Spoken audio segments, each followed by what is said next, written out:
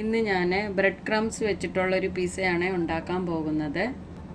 അതിനുവേണ്ടി ഞാൻ 3 മുട്ട എടുത്തിട്ടുണ്ട്. പിന്നെ അരമുറി തക്കാളി, ഒരു സവാള, ആയിട്ടുള്ള ക്യാപ്സിക്കം, കറുത്ത ഒലിവ്, ആവശ്യത്തിന് ketchup, oregano, cheese, olive oil, കുരുമുളക് പൊടി, ഉപ്പ്. ഇനി നമുക്ക് മുട്ട പൊട്ടിച്ച് ഒഴിക്കാം.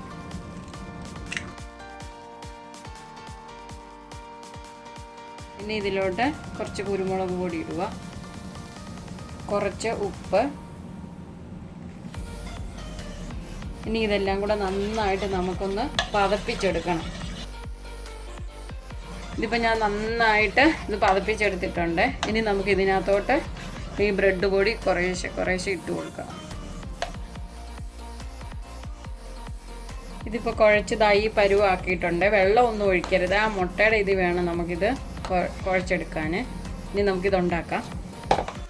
നമ്മുടെ തവ ഇവിടെ ചൂടായിട്ടുണ്ട്. ഇനി നമുക്കിതിലോട്ട് ശകലം ഒലിവ് ഓയിൽ ഒഴിക്കാം. ഇനി നമുക്കിതിലോട്ട് ഇത് ഒഴിച്ചു കൊടുക്കാം.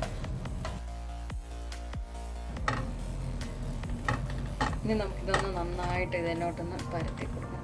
ഇതിപ്പോൾ ഞാൻ ഇതിൽ പരത്തിയിട്ടുണ്ട്. ഇനി നമുക്ക് ചെറിയ തീയിൽ ഇത് നമുക്ക് അടച്ചു വെച്ച് ഒരു കുറച്ച് സമയം ഒന്ന് വേവിക്കാം. ഇനി നമുക്കിതൊന്ന് തുറന്ന് നോക്കാം.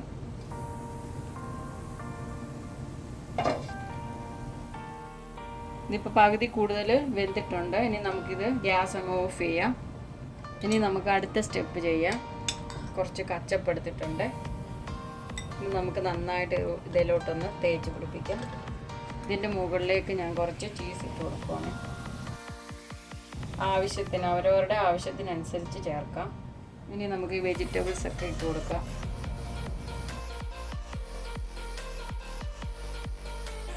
ഇതിലോട്ട് കുറച്ച് ഒറിഗാനോ ഇട്ട് കൊടുക്കുവാണ്. എരിക്ക് വേണ്ടി കുറച്ച് ക്രഷ്ഡ് ചില്ലി. ഇനി നമുക്ക് ആവശ്യത്തിന് ചീസ് ഇട്ട് കൊടുക്കാം.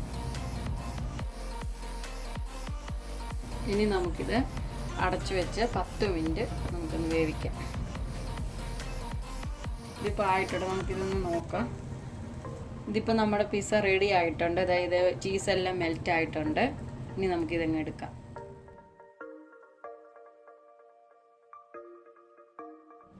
അങ്ങനെ നമ്മുടെ പിസ്സ ഇവിടെ റെഡി ആയിട്ടുണ്ട്. ഞാൻ കട്ട് ചെയ്ത് വെച്ചിട്ടുണ്ട്. എല്ലാവരും ഇതൊന്ന് ട്രൈ ചെയ്ത് നോക്കുക.